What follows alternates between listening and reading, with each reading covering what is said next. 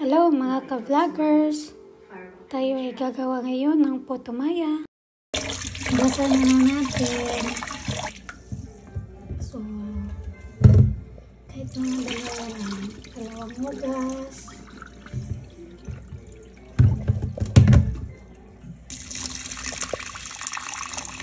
Lagyan natin siya ng coconut milk.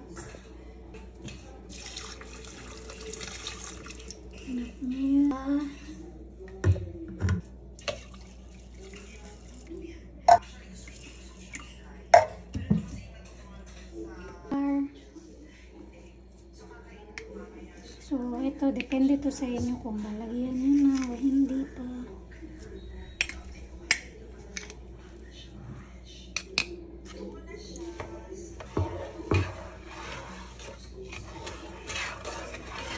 Hanggang matunaw yung sugar. Tapos, lagyan natin ng luya.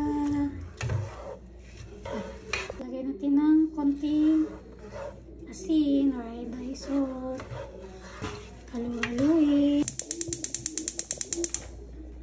Yan, salang na natin. Sige, lumpa.